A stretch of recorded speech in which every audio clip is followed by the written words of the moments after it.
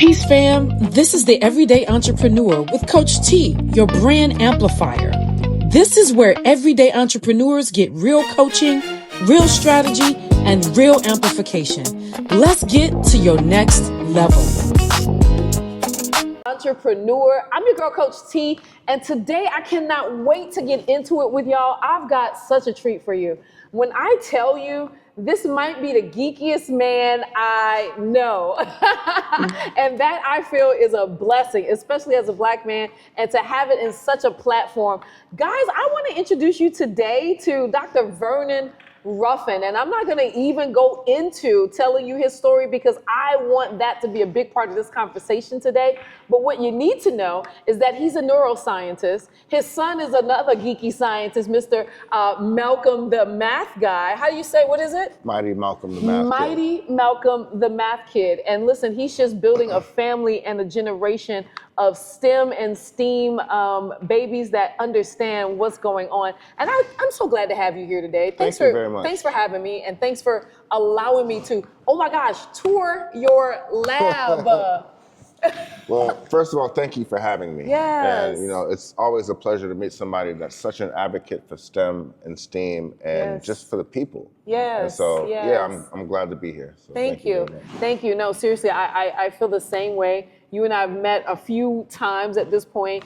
We've got a couple of common folks that we know, and but this is the first time we've got a chance to really connect and really get into it ourselves. Right. And so before we even get into it, y'all, I got to tell you what this man did. So first of all, I'm gonna make sure y'all get make sure y'all get the B rolls. Okay, y'all gonna get it. But as soon as we walk in here, the man starts off with this big old tour, y'all. So we're right here. Shout out to the VA biotech area, right? So this is huge around here. And Activation Capital, right? Activation Capital is the source and founder of that. I'm sorry, funding of that. And this lab, y'all, you gotta come. You've got to make your way here. I was blown away. And then we did something I did not expect. We played with brains. He gave us a sheep's brain and educated me and my teammate, Devontae. Shout out, Devontae. There you go. Listen, y'all, that is my videography partner. I couldn't do nothing without him. I'm telling you. I'd be like, help me. And we play with brains in a way where I learned, so y'all know I got this brain injury. I learned so much in that little small time. And seeing and touching, there's something powerful about that, isn't it? Definitely. Yeah. Definitely. You got to see it to believe it. Yes, and that's exactly the reason why we're here today. So that's enough. I wanted to make sure I made y'all jealous because I touched the brain for the first time in my life and y'all didn't. So, get in it. But you will have an opportunity to if you're here Richmond, local to the Richmond area, because the doctor actually gives this opportunity to a lot of people. So I'm going to stop bragging about him and give him the chance to talk about himself, guys. So without further ado, Doctor, why don't you tell me who you are and how you serve? Well, I have several hats or titles, but really I'm just a child of God, right? And come on now. I come from a family that has, as you already have heard, a background in believing in God and also education. Yes. So they're both teachers, and they made me know very early that I couldn't do anything unless I did my work. Yes. So very early, it was instilled that education was important, and they led by example. And I continue to hopefully continue their legacy by teaching and leading by example in this education space. I love that. And I'm sure they're proud. I am sure they're proud. Yeah. They're proud, and I continue to try to make them more proud. Yeah, so. I mean, listen, you still got more air in those lungs, so we still got more things to do. Yeah. That's a beautiful thing. You got siblings? I have one brother. So it's you and bro. What's bro do? Because if he's not like a scientist, what kind of competition is that going on in the household? I got to know.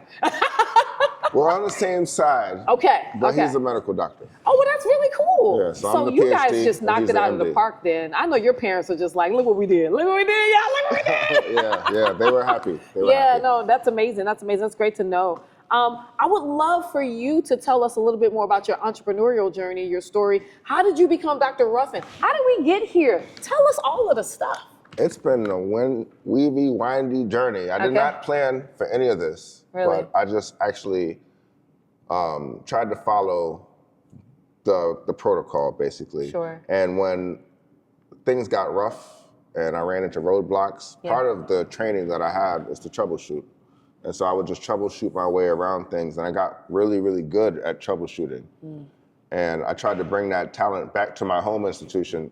Undergraduate, I went to Virginia Union. And so I came back as a professor with all of this knowledge about research and academics and how the things work and troubleshooting. And I was able to help hopefully bring research into that space at Virginia Union. So they're making spaces now for research. Wow, that's beautiful. That's beautiful. I gotta know, what have been some of the biggest highlights you've had during this time where you've really been at the pinnacle of such important work, right? And representation, might I add, right? Because I'm guessing, but I would love to ask, right? How many of you do you see walking around? Do you see walking around here? You know, neuroscientists. Yeah, no, I probably know a lot of them. Yeah, okay. And because of the annual meetings for the Society for Neuroscience, we all get up every year and we advance each other, or let each other know about the advances. Okay, so Black neuroscientists is something that is, y'all hear this, right? There are Black neuroscientists out there, okay? Shouts out to Black and Neuro. There you go, Black and Neuro. There's your plug right there, Boom, Black and Neuro. Black and Neuro, Black and Neuro, Black and Neuro. Hey. Yeah. Okay, so there you go. Y'all heard it, right? Black neuroscientists exist, and apparently they've got a website or a social media account called Black and Neuro. And there's also Black in Physiology. Yes. There's a lot of people. So basically what happened was I was doing the traditional route of training and teaching and everything. Yeah. And when COVID happened, by then I had gotten to the point where I had a training program, and students knew that working with me would involve research, exposure to that different type of thing. Yeah. And so when COVID happened and everything went virtual, I continued to do that training on my own. Got it. And it developed into this actual program. Yeah. So when people started coming back into person, I ended up getting this space. So I have the lab on campus, but I also have my own lab. Okay. And I'm able to do whatever I need to do in my own space, because now I'm spending my own money. Yeah. And that's extremely powerful. Yes. Like today, I woke up and said, you know what? Let's hold some brains. Yeah. And I was able to do that. You just make that decision. Yeah, that was pretty cool. Yeah. We held some brains. So, and that was cool. And you being able to make that type of decision, right? And just truly rock someone's world, right? Because, for you, and even your son Malcolm, shout out to Malcolm. How old is Malcolm? Malcolm is 9. He's 9 years old, guys. And listen, he's been dealing with brains because of his dad probably all his life, right? And so it was nothing for him, right? Listen, y'all, me and my production guy, we go in there, we're like, oh, we're about to touch brains. We're like, high five Malcolm. And he's like, yeah, it's all right. Yeah, because math is his thing, right? Because math is his thing. I love that. Yeah. I love that. And so is this your only child? I have 2. You got 2. So I have a 9-year-old and a 29-year-old. What? And I have a granddaughter also. Oh my gosh. So a 9-month-old. Oh my gosh. Granddaddy doctor. I like it. That's a beautiful thing, man. Look at the family extended. I'm sure everyone's going to make you proud, just like you and your brother making your parents proud. I love that, man. Why don't you tell the people what you've got going on specifically for the folks here locally in Richmond and even beyond, because you've got so many different programs and opportunities for people to engage and learn about STEM and STEAM that I got to let the people know. So I'm going to just hush. Yeah, tell the people about it. All right. Well, the most immediate thing that you can do if you want to be involved, and this is not confined to just the Richmond or Virginia area. Yeah. There is a free app on your phone called Meta Horizon. Okay. I have taken my lab and I've put it into the immersive learning space.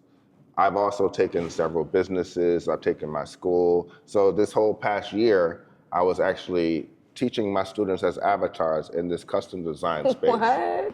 So your business can be brought in there and you can be broadcasting as an avatar. So that was something cool that was available to everybody. But if you are interested in actually coming to the lab, at the minimum, you can get a tour and you can see lab space and you can actually see brains as we just did today, or just the representation that you were speaking about. But I also have workshops. Okay. So I have stuff for academics. Okay. I have stuff for research, and I have stuff for professional development. Okay. And because I've been doing this over 20 years, my network is so extensive and strong that if this isn't the perfect fit, which usually it's not, Yeah. but just the exposure is enough. Sure. Then I can find somebody that more aligns with you because the Yeah. objective is for you not only to get that job in STEM, but to be a leader in that field. Yes, love that. So you the yeah, plug. yeah. You the plug, Dr. I Ruffin. try to be. You're around here, giving people opportunities to not only experience it, right, but once they've experienced it, actually take it that next step, right, so they can implement, execute, so they can become a part of their fabric. Yeah, and that's the scary part. Yeah. Because I make people's dreams right there. Wow. And so you can come into school and say, ooh, I want to be this. And I say, okay, here's somebody that does this, that has this opportunity for you. Are you ready? Are you ready? You said you're ready. You ready? And they're not. And they're not. So they need that support to be ready. Yes. How do they get ready? So, how do you get ready? First if we had to go by the numbers, right? 1, 2, 3. Talk to me. So the first thing that I do is I make sure that they understand that their academic pathway is telling a story. Okay. So they have to have good grades, basically what I'm saying, especially in their core classes that have to do with the degree they're interested in. But they not only have to do good in their academics, but they have to be well-rounded. So are they doing things on campus that show community leadership? Are they doing stuff off campus that show community and that they will do whatever they're interested in beyond the pay? And so that is what speaks volumes when you're applying to different things. Absolutely. And being aware that these things exist. Yeah. And another thing that I do is with whatever they're talking about career-wise, I know that they're going to be examined whether it comes written comprehension, oral comprehension. So I want them to talk about it. Yeah. And I give them a platform. You saw the professional development space. Yes, I have symposiums every year, and I have different events which allow students to talk about what they want to be. And then I put those people in the room that are examples of that, and I tell these people, these are good students. Wow. And I leave the student right there with them. I'll see y'all, let you do what you do. Yeah. But I don't set the student up. I prepare the student for the type of things that may be asked, the type of role, and if they're not ready, then it's not their time. So I love that. And, that actually goes a lot into a lot of the work that I do, being a visibility coach, a personal branding specialist, really helping people to be more seen, more visible. Even this podcast, right? It's about, being more visible, more seen, more heard in your, and by the people specifically that need to hear you, right? That's important. And personal branding is everything. And so being able to get them set up from the beginning, right? To say, okay, if this is your trajectory, this is your path, this is what it is that you're looking to do, then, okay, that's step 10. We need to back this thing back by step 1 to determine like what you need to be doing now, right? I was actually just at, VSU, is that right? Virginia State, Virginia State University a week or two ago, talking to the AMA, the American Marketing Association's chapter, and literally having a conversation about visibility and personal branding for the exact same reasons, right? Letting them know that for college children, you've got to make sure that, who you are and what you are portraying are aligned, right? And if not, that you've got a way to separate those things. So it's a great job that you're telling them that specifically in the filtering of this specialty, which is really, really important, because that puts you in the game before, or knocks you out of the game, right? Before you even know it. Yeah. And I mean, anybody can say they do whatever you do. Yeah. But where's the evidence? Yes. And so that's when the research comes into play. If you are going to be doing letters of recommendation, I don't make up stuff. Yeah. I say this person does this, and I give examples of that person in that situation displaying that characteristic. Very good. Okay. So I give them opportunities to write their own letters to get it right in there. How they actually perform. I love that. Yeah. I love that. So you're really out here doing big things, man. I love that. I'm trying, and you talked about some of the workshops you're doing. Tell me, which workshop do you feel like you do on a regular basis that stands out the most, both because of impact, as far as how often people come, or repetition or anything like that, and also as far as, the why, right? Like why you're actually putting it together. So a lot of the workshops that I do have to do with the situation that I'm currently in. Okay. And I have examples of workshops where people have been involved, like most recently there was Earth Day. And so I had people extracting DNA from strawberries. And how cool. I brought that up to the university, and I had the university students doing that. And it was really a cool thing, but I base what I'm doing based off the needs of my son. Okay. And so my son is in 3rd grade. Okay. And I want to make sure that he has all the resources. I don't want him to be categorized or labeled or boxing, because there's so much brilliance that can't be captured through a standardized test. Yeah. And if this is the only way you're basing somebody's characteristics or describing these people, then that's not an excellent way to do it. There's probably a better way, a more thoughtful way that you can do it. And so my son, right now, so he's just his own little vibe, right? Yeah, he's in his own thing. I do want to just mention something. He teaches me at the same time, and I can pass that on. Yeah. So have you ever heard of a vegetarian? No. I asked him, well, he asked me, and I said, what do you mean, a vegetarian? He said a vegetarian is a number that has 63 zeros behind it. Whoa. Whoa. I just learned something too. You learned that, bro. So wow. A standardized test is not going to capture that. Wow. No, not at all. Not at all. So children lose their space. Yeah. That's beautiful. And you're giving them opportunities to have that, to really shine. Look at you, man. I love it. Bring it in, brother. I appreciate you, man. Your labor, your heart. How much longer you think you're doing this? You're in it forever? Like, what's the end game? I guess that's what I'm asking. Like, where do you see yourself? This is a legacy thing. Yes. So it's going to be passed to him. Yes. My daughter has her roles in it, but no one is forced, right? So whatever her highlights or skills are, then she gravitates towards that when she has the need. Yeah. And when she does want to, she's available. Yeah. When I want, she's available. Great. But it's the need for it. Yeah, I love that. And so that's what will continue to keep you driving on, right? So I have a granddaughter now, so it just started all over. Oh, that's so beautiful to hear. That's so beautiful to hear. Go ahead, Grandpa, Doctor. Listen, next time I see you in the streets, that's what I'm going to say. Granddaddy, Doctor.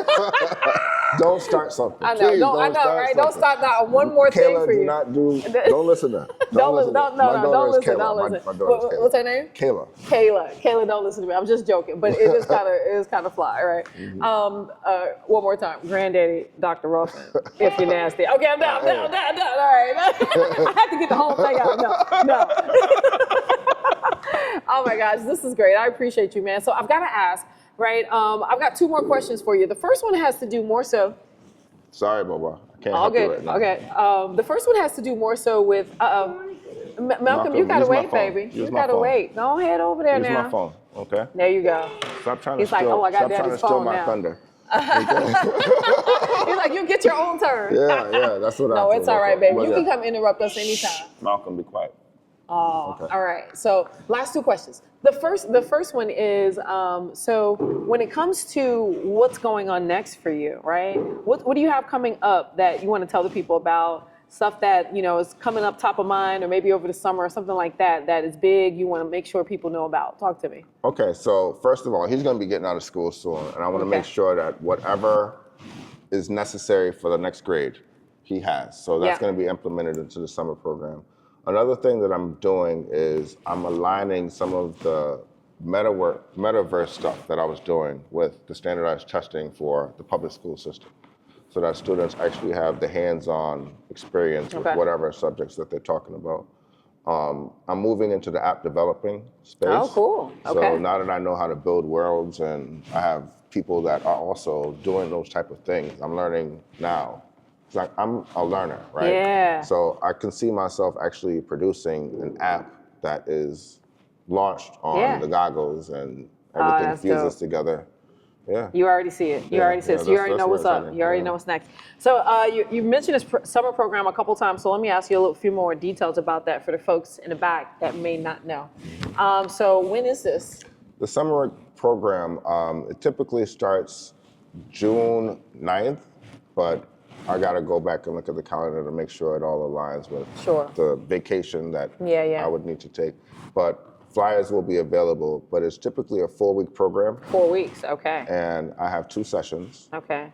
And really, I'm focusing on the academic portions in the morning, but then as we move towards the day, we focus on more of the artistic and exploration type of thing. That's cool. I'm planning on introducing some new technology and software so that students learn how to keep moving with the technology and the culture that exists.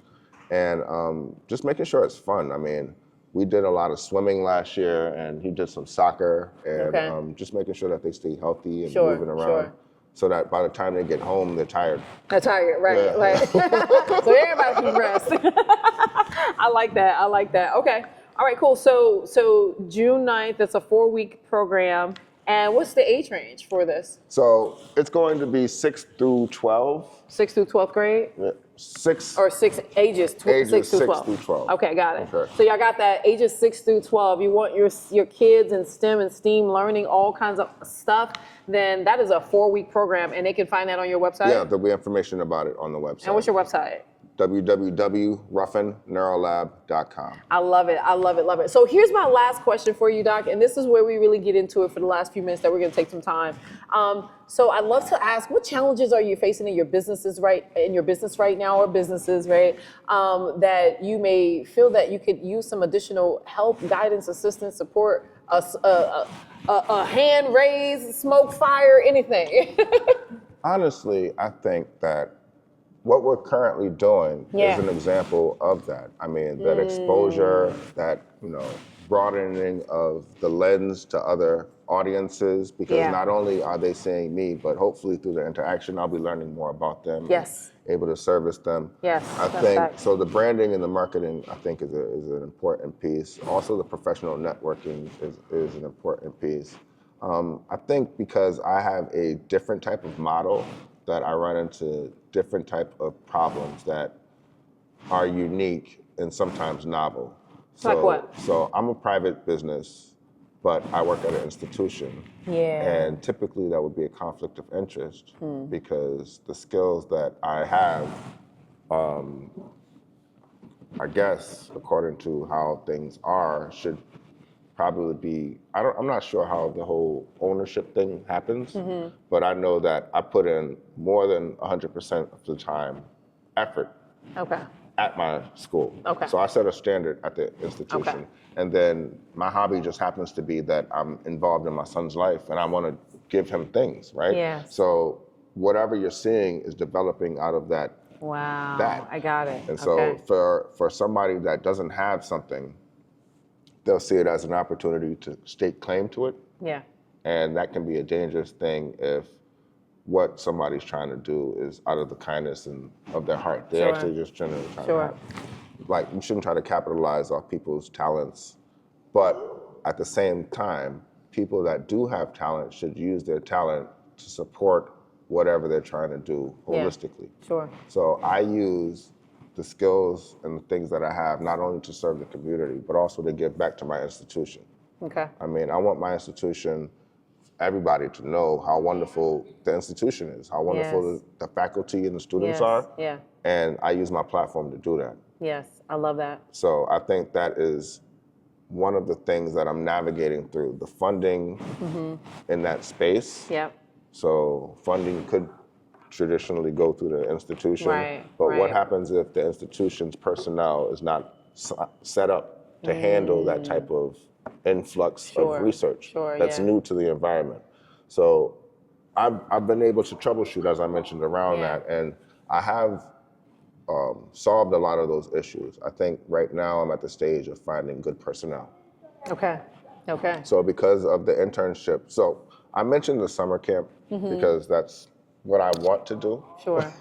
But I also am going to be doing a summer internship through the institution. Okay. So I mean, I want to Okay. do that also, but that's part of the job that I have. Okay. So I'll be So teaching. that one's definitely happening. Okay. Yeah, I'm teaching in the summer at Virginia Union, of course. I'm working with students that are incoming freshmen, and I'm doing research and keeping that going because that's Yeah. my daytime job. Okay. But this is more so like my superhero nighttime thing going on. Right? That's I'm kinda going cool. on, right?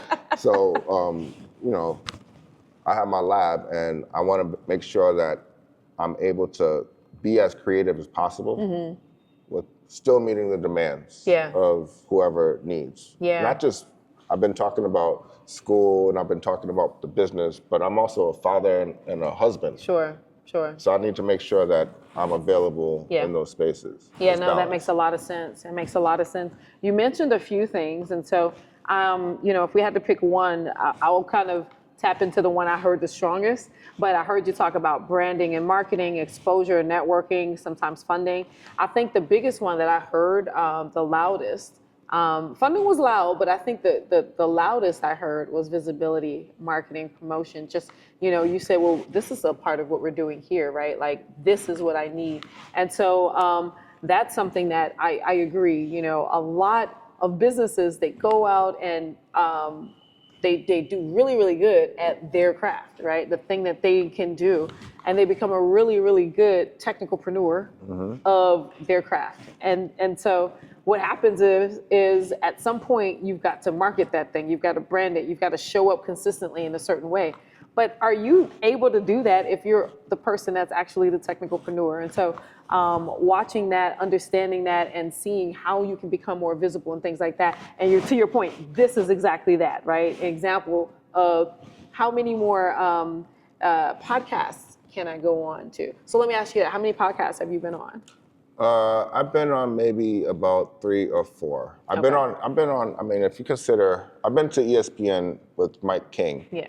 And every year when it comes time to have my conference, I make sure that's you a go back. stop. Yeah.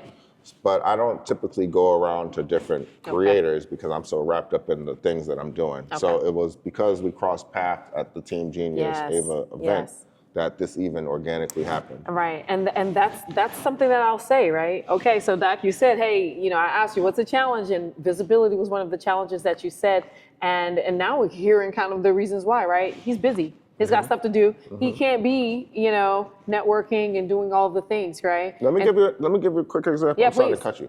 Did you know that maybe 3 days ago, I was #1 in the running for America's favorite teacher? Nice. Now the contest has shifted, and now I've become the wild card because I was the second. Okay. But it's a contest that actually highlights the teacher's efforts. Sure. But because I'm so busy, I don't have an opportunity to talk about those things. We've got to fix this busyness, brother. We've got to fix this business. Everything you're doing is important, right? But I don't know if you've got to be doing everything. And so I'm not sure. I heard you mention interns, right? And so we know that that's something that's on the horizon. Being able to get some assistance so that you're not diluting your genius, right? That's important because there's going to be plenty of things that comes up. That visibility is important. Yes, absolutely, right? But if everybody is watching, right, and you're struggling because it's just you or you and a couple few, then that would be a problem too, right? And so I do feel that if I were you, I would really be going massive action when it comes to those two things. So we can't get time back, right? Everyone gets the same 24 hours and we're pretty busy and productive. So how do we do that? I think I truly believe that it is in the quality of the networking events that you do go on. And so making sure that an example to me would be once a month, right? So once a month saying, this is on my calendar, it stays on my calendar, and nothing will take it up unless it's an emergency, of course, right?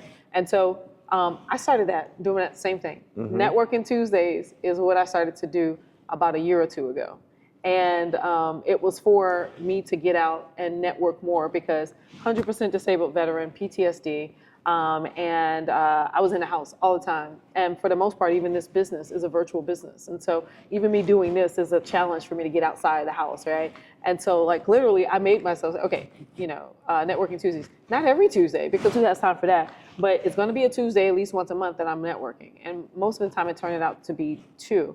And so that's what I will say when it comes to that. And then if we were able to, combine the networking opportunity with the opportunity to connect with people that are in the same industry as you, and that would like an opportunity to help or intern for you and things like that, right? Bang, bang, right? Winner, chicken dinner. What do you think about that? Oh yeah, sounds good. Yeah, I mean, sounds good. Need time, but sounds good, right? Yeah. But seriously, I think that we know we get the same 24. I have some of the same challenges. I get invited to a lot of places. I want to do some things, and we only got so much time, right? And that's what I do. I'm always on the intersection of, okay, there's 5 different networking events that I've been invited to.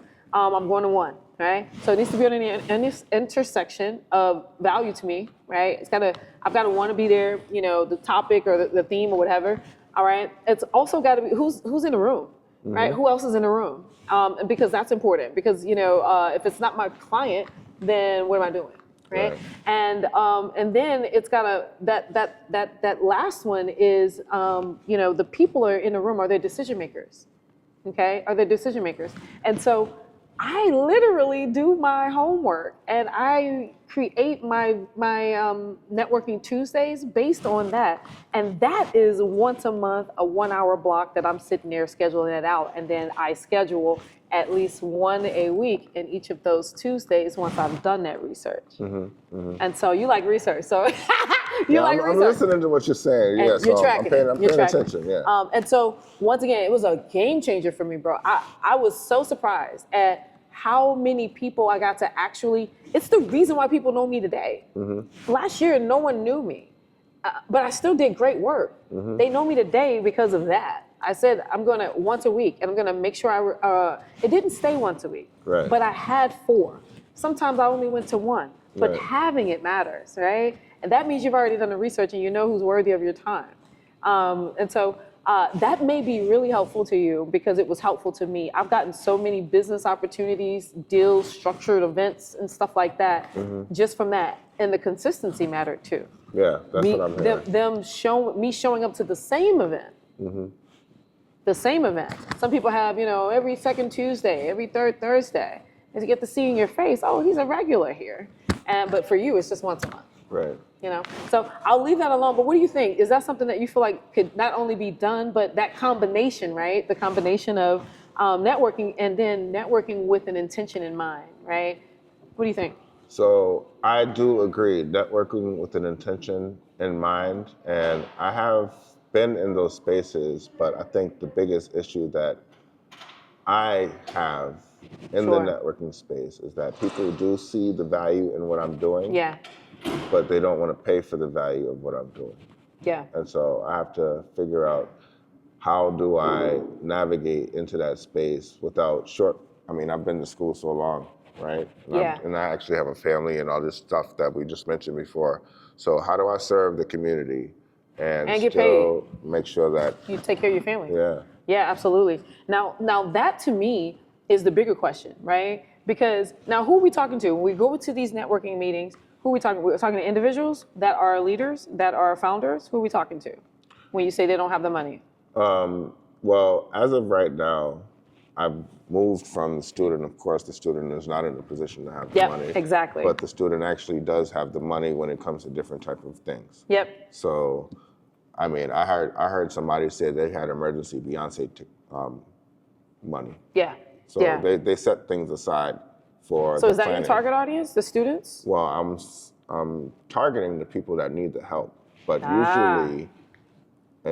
usually other people are targeting that same type of audience and have things structured to help that type of audience. Yes. And then I become outsourced. Yes. And so you're not going to be able to help the people that have the need. Yeah. But you can be available to the people that are trying to service those people. Absolutely, and that's exactly the point I was going to make. If you're looking to service the students, then you need to go 1 or 2 levels above to service the students, right?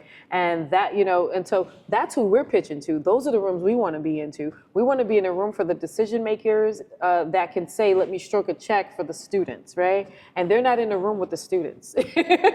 And so it depends on the room you need to be. And that's what I meant by that research. You like research, right? We're actually, in the military, we call it recon. But either way, research, recon, we read something, right? And literally, that's that part that matters the most.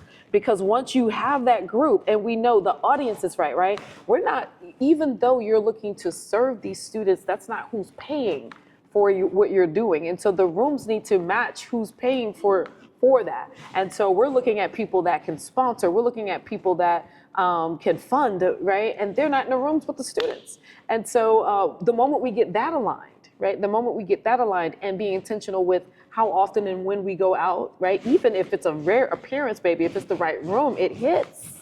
Okay. And so that's what I would suggest. The students, while they are your people, I would say use them as Data points. yes, as data points, right? Go in there with your pitch ready, talking about these students, but not necessarily in the room with these students. Right. Yeah, Right. and once you do it, right, like then really do it. Then start to bring the students with you and things like that. Now we've got some representation from you and then the others, right? And now that's something that relationship with that student, that intern or whomever that you just brought to this really big networking event as their guest and they get to see all of this, you're talking about representation, you know? What you thinking, Doc?